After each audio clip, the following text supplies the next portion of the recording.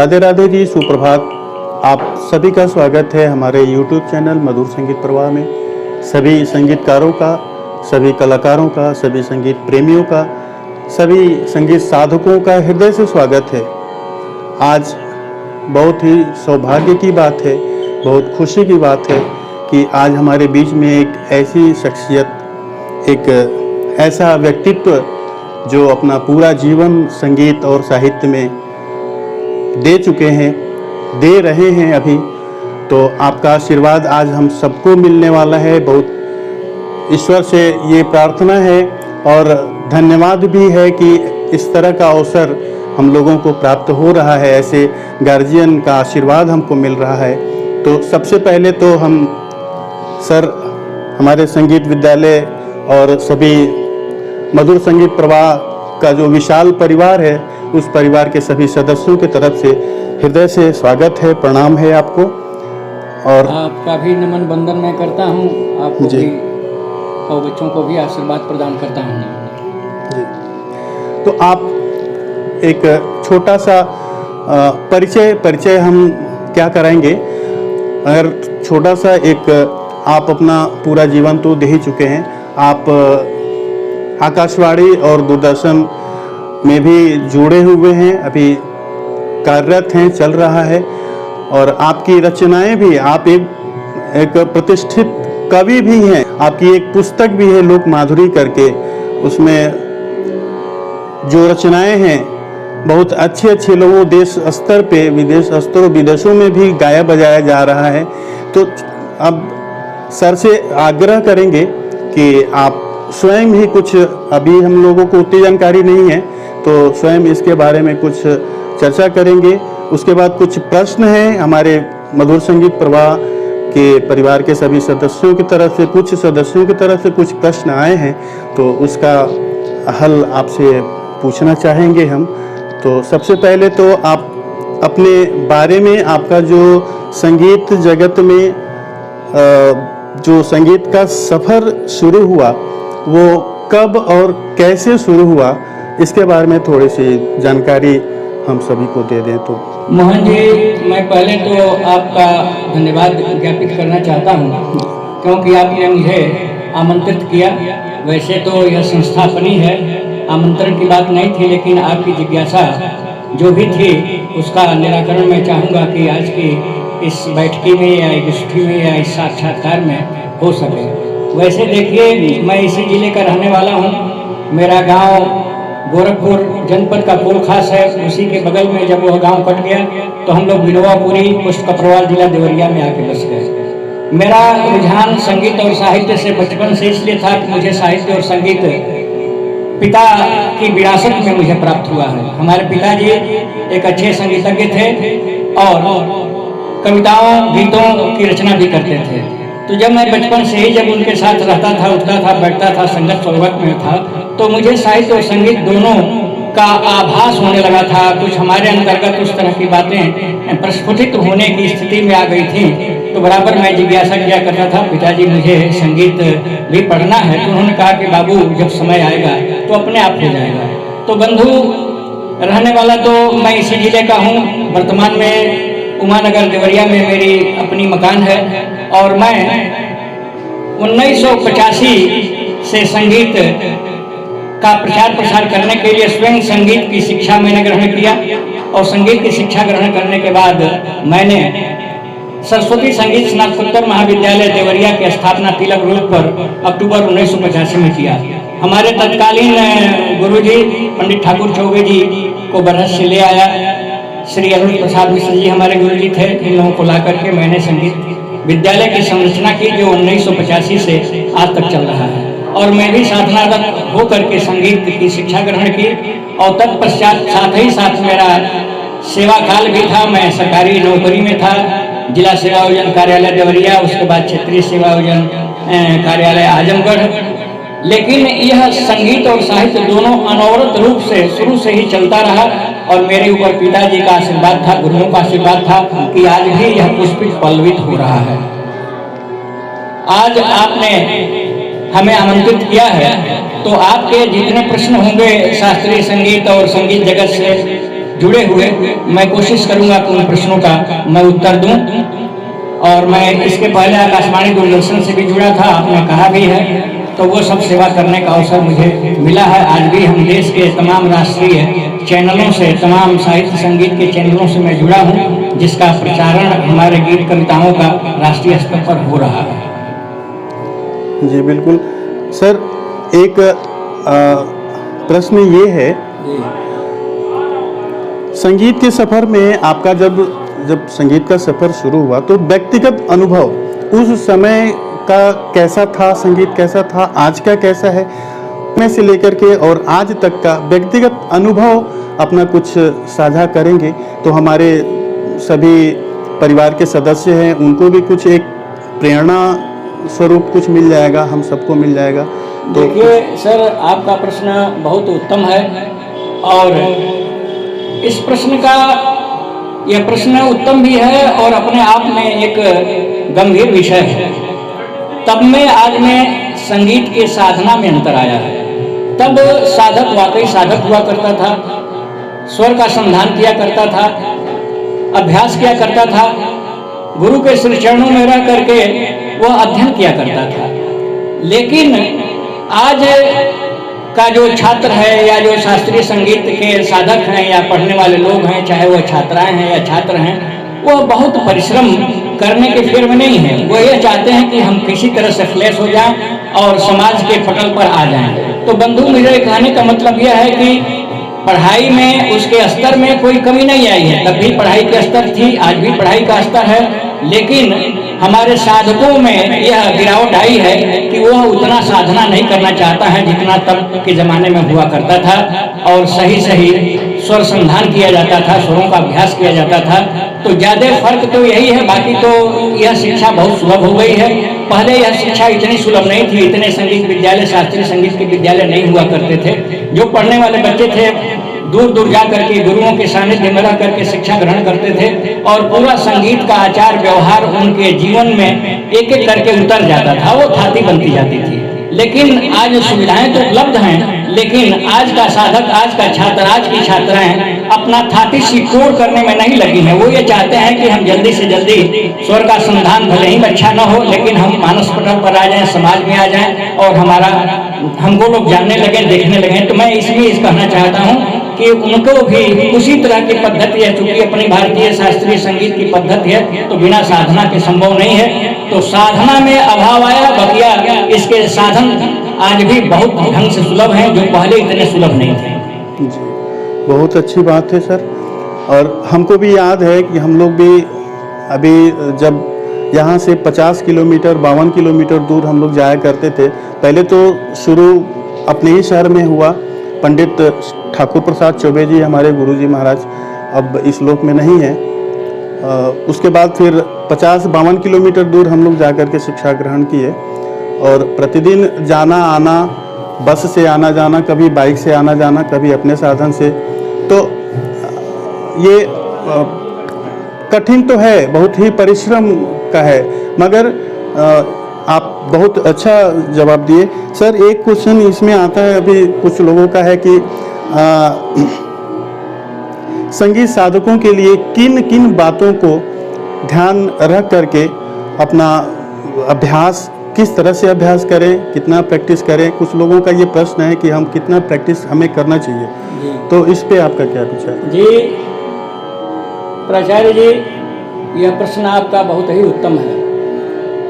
संगीत साधक अगर कोई साधना करना चाहता है तो उसके लिए 2-3 बातों का ध्यान रखना पड़ेगा।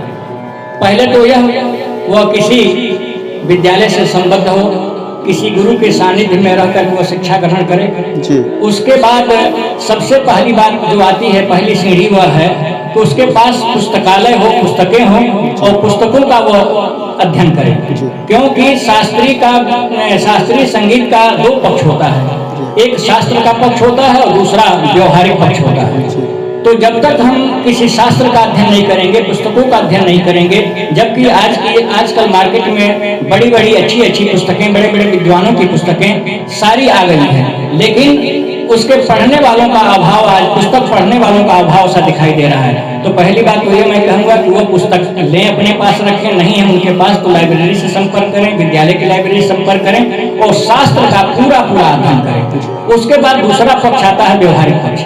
व्यवहारिक पक्ष में श्रीमान जी मैं यह जरूर कहना चाहता हूँ कि व्यवहारिक पक्ष में जब वो संगीत की साधना करे जाएं तो स्वरों का संधान करने के लिए क्या तरीका है, उसको उस तरीका का उनको अपना अख्तियार करना चाहिए कि स्वर किस तरह से किस मोड़ पर जा करके हम अंतिम पड़ाव पर पहुंच सकते हैं। इसमें 10 मोड़ की बात बताई गई है कि स्वर संधान के लिए 10 मोड़ आते हैं इसमें। तो पहले धीरे धीरे स्वरों का प्रसार होना चाहिए, उसके बाद स्वरों में गूंज भरनी चाहिए और गूंज में गीतों का भाव स्पष्ट होना चाहिए। स्वर में घनत्व की स्थिति बहुत साफ साफ दिखनी चाहिए।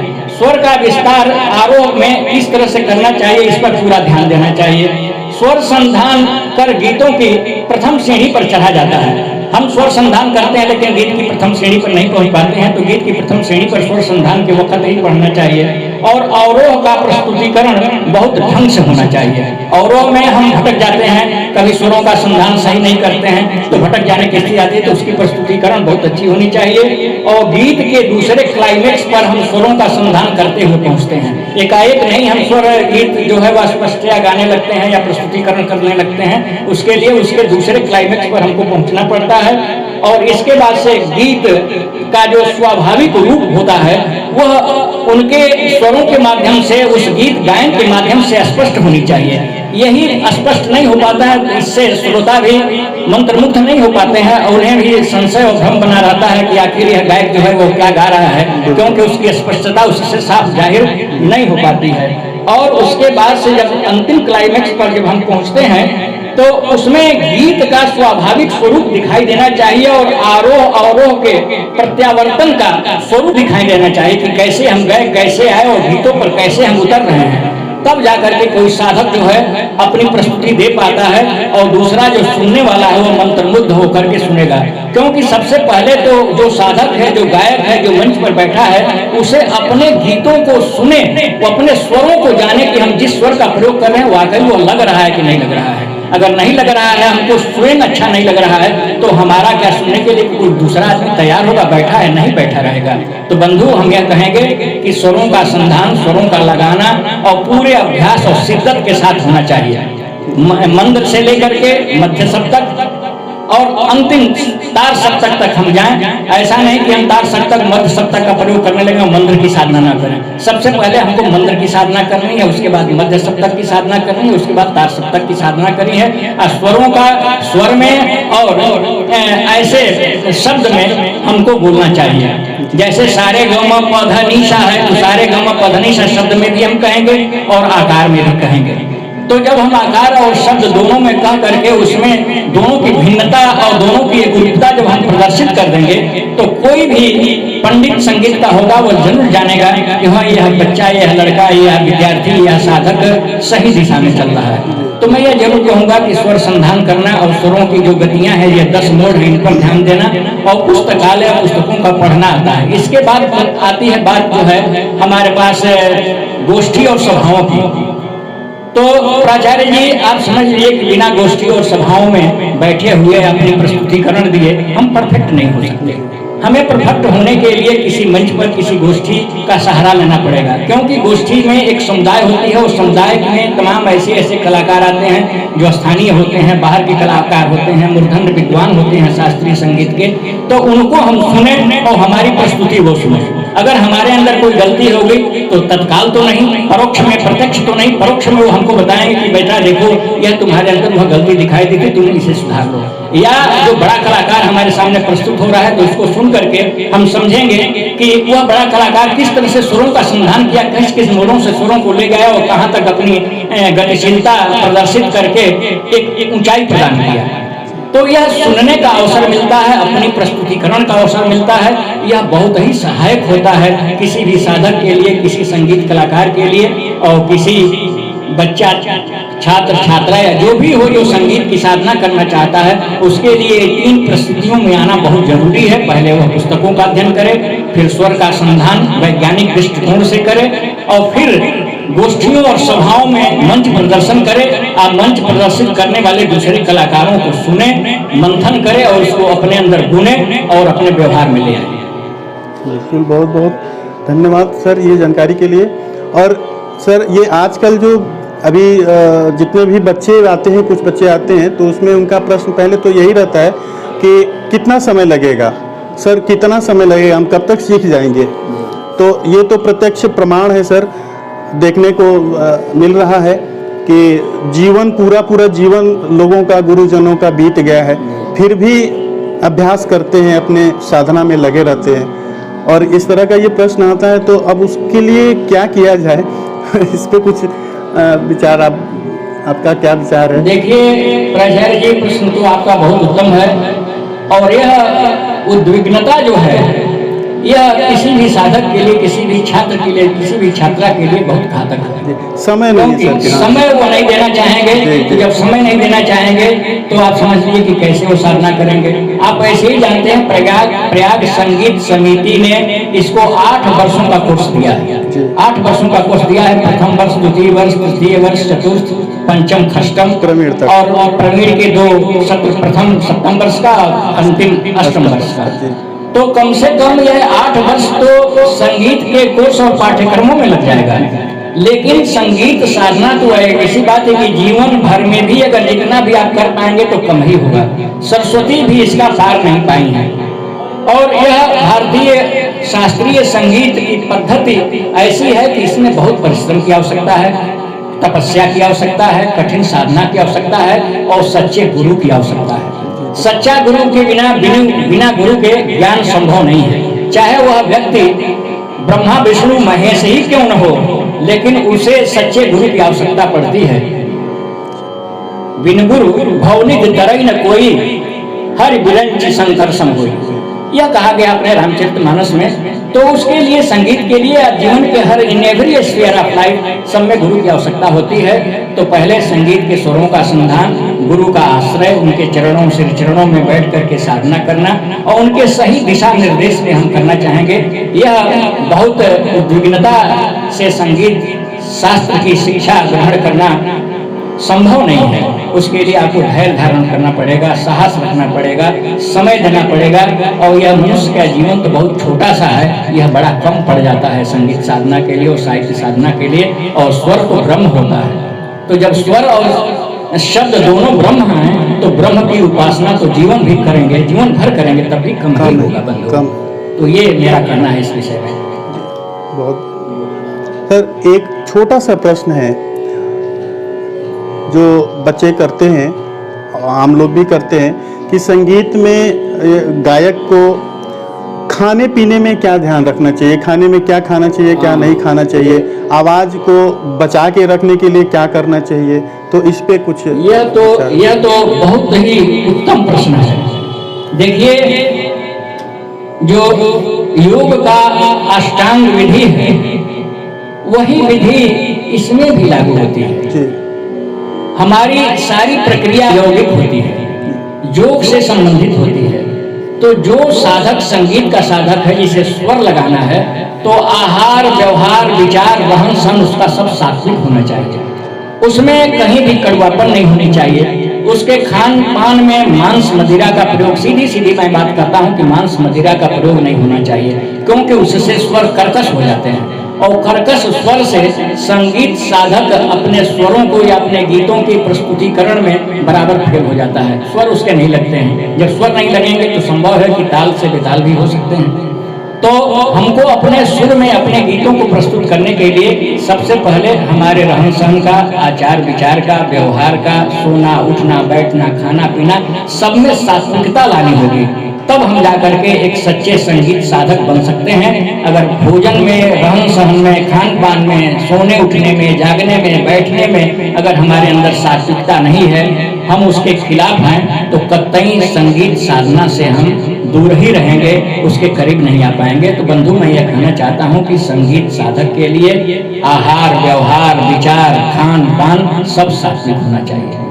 बिल्कुल बिल्कुल सर, जो हमारा हिंदुस्तानी शास्त्रीय संगीत है, ये आदि प्राचीन काल से आप लोगों के समय में जैसे जब से आप लोग देख रहे हैं और आज तक का, तो उस समय भी क्या ऐसा ही था जो जैसे मतलब विद्यार्थियों की रुचि, गायन रुचि और सभ्यता और संस्कृति, गुरु शिष्य परंपरा का जो निर्वहन करना, तो इस पे थोड़ा सा विचार सर कीजिए। देखिए, गुरु शिष्य परंपरा यह बड़ा गूढ़ विषय है और गुरु शिष्य परंपरा में रहकर ही हम अपना व्यवहारिक जीवन समुचित ढंग से व्यतीत कर सकते हैं। उसमें सबसे बड़ी बात अनुशासन की हो जाती है।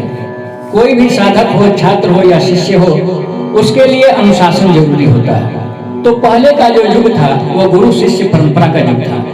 संगीत और खास तौर से संगीत और संस्कृत दो विषय ऐसे थे जिन विषयों की पढ़ाई आश्रमों में हुआ करती थी, गुरुकुलों में हुआ करती थी और वहाँ शिष्य जो होता है गुरु के सानिध्य में रहकर के 24 घंटे का समय व्यतीत करता था।